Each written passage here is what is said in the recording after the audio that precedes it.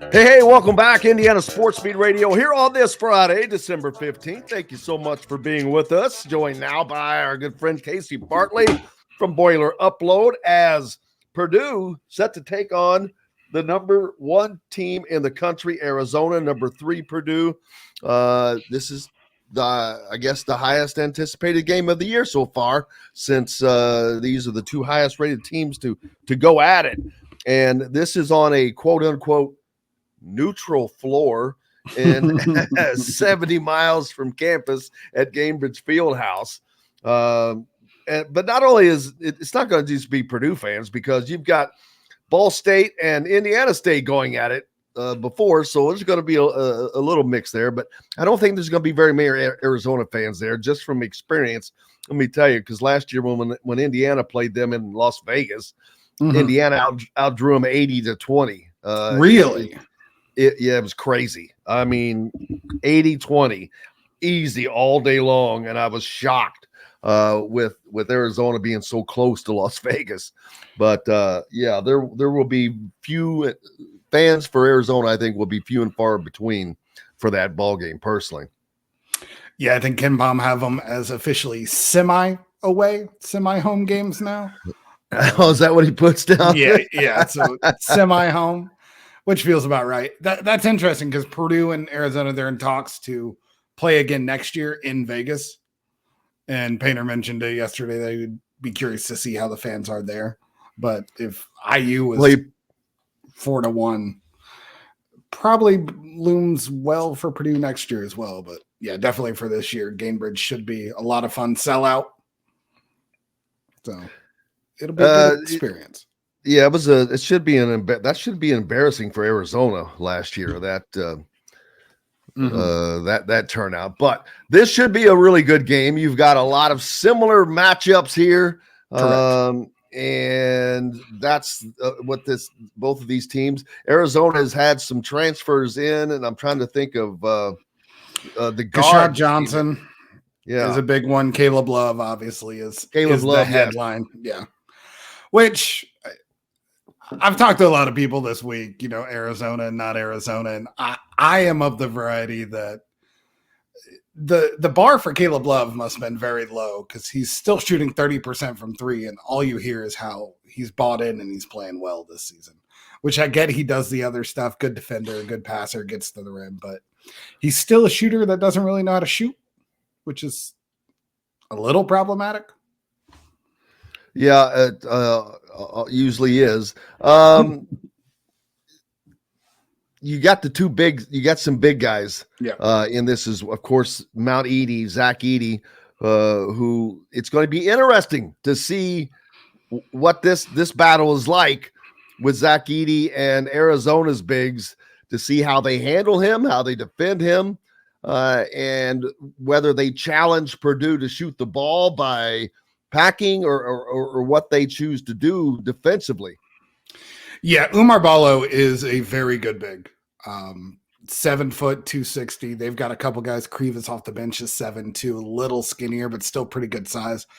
But it's talking to Painter yesterday, and their philosophies are pretty similar on defense with having those bigs. They want to drop their bigs. Arizona drops as aggressively as any team in the country. If Edey has the ball up top, Ballo will be in the paint, and everyone around him will be face guarding, trying to take any easy passes away and make it tough on big guys. It'll be interesting to see if they try to go one-on-one in the paint. Painter compared it a little bit to how Illinois played with Kofi Cockburn. Really drop, and they tried to guard Edey one-on-one with Cockburn. We've seen enough Edey against size that he's going to get his if Arizona goes to one-on-one with him down low. I think Purdue will be happy with that. They just have to be patient enough and not turn it away as they try to get it into them. That's been an issue off and on, the last few seasons. It's going to be a good matchup inside. I think the 4 spot might win and lose it for both teams. Kashad Johnson's another transfer from San Diego State for Arizona, who's been really good for them. But Purdue has a lot of interesting 4s that they can throw at them. So inside the paint is not going to be a gentle day. And that's why there will be a lot of pressure on the perimeter for the guards. Purdue is going to have to knock down shots to win this game because Edey can get what he gets normally, but they still are going to have a successful and productive day from their guards, from their wings, like you just mentioned, the 4 spot. But this game, I think, is going to be won on the perimeter. Yeah, that's fair. Kylan Boswell is really good for Arizona. He is a bully of a 6'2", 200-pound shooting guard, point guard hybrid. Can shoot the ball off the dribble, can drive and get inside. It's going to be a test for Lance Jones. Lance Jones is here to be physical and guard those kind of guards, but he's also gotten into foul trouble early. Some of his shot selection, especially in big games early, has been not ideal. I think he's still trying to not make the game come to him. You know, the big thing at Southern Illinois, he was less than 30% and he shot like 300 3-pointers. So there's definitely some tampering that he needs to do on his own end. But the name for Purdue when it comes to guards is Braden Smith. Is what he did against Alabama a sign to come for the rest of the season? 27, 5, and 8. Another, I don't want to say issue, but something worthy of talking about, because I had to deal with this just a week ago, or I cannot remember who. John, who was it Indiana played on Peacock? Michigan. I think the Michigan game. And for the most part, they'll have 4 more conference games on Peacock as well. Well, that's the whole purpose. But this game with the number 1 and number 3 teams are on Peacock streaming service, NBC streaming service. Has there been much blowback from the Purdue fans over this? A little bit. I mean, Purdue fans definitely skew a little older. And that's where you kind of see. Oh, I think that goes. That's for a lot of schools. Yeah, they don't own that one. I got news for you, especially in Indiana. My God, I was like, dude. Yeah, I get the state of Indiana. Yeah, in general. It's one of those things where it's going to be a story because it's new this year, right? But it's where everything's going. And I have been one, I haven't really had cable in a long time. Obviously, I go to the games now, but if you're having a streaming service to rely on, Peacock's a pretty good one. I don't know if you've tried to use the ESPN app ever. It's terrible. It always has been. At times. So it's a little bit of an issue with Peacock, but I don't know. It'll be a 1-year story and then it'll be fine. I don't. I agree. I mean, I put out a tweet that I caught some flack over, but there was mostly likes. But I said, don't forget tonight's game is on Peacock, right? And I said, and either pay the $5.99 a month and cancel after your games, or don't. But stop whining. But stop whining about it. Yeah. And boy, people, blah blah blah blah blah. I'm not going again. More whining, right? But I don't like it, but I have to do it because there was a couple games that not only whether I'm attending or not, I like to record them and that's used for rewatching. So I think it's just something for people to complain about because it's something new. It's like you said, it's where everything is going, and so that'll be the case there.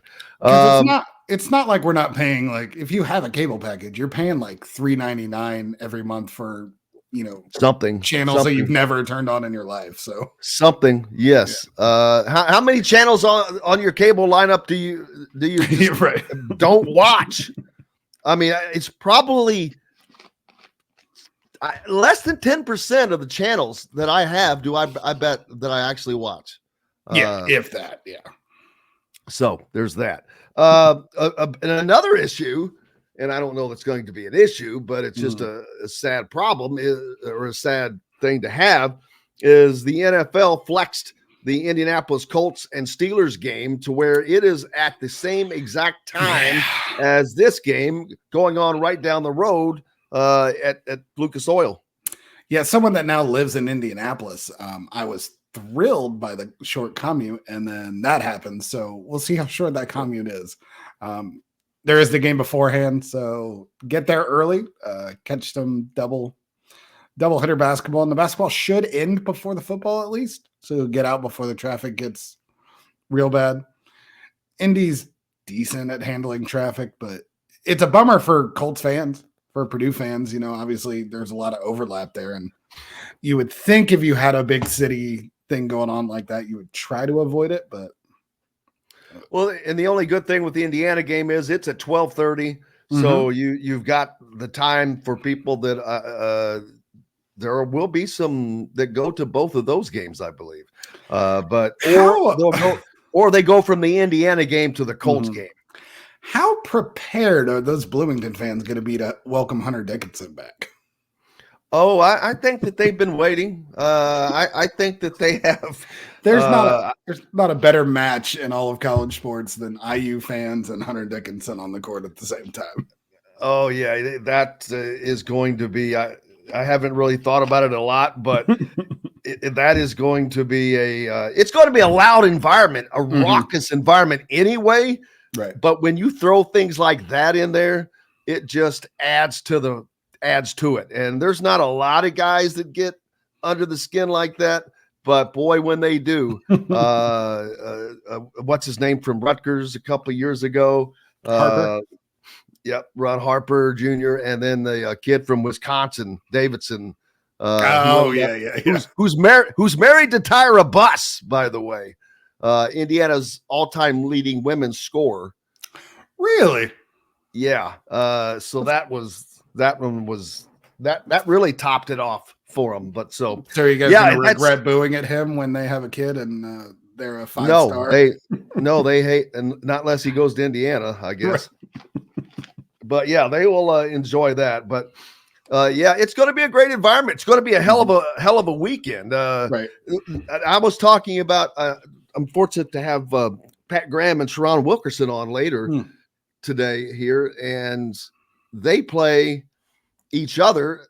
Sharon is the head coach at Jeffersonville High School now, and Pat is an assistant at Evansville Harrison, where Calbert Cheney went to school. He's formerly an assistant coach at Memorial in Evansville. Memorial plays Trent Sisley and Heritage Hills tonight. So it's just a ton of basketball action going on this weekend in and around the state of Indiana. But, man, the marquee game there with Kansas or Purdue and Arizona after Indiana and Kansas. What a day for the state of Indiana in basketball. It's just it's how it should be.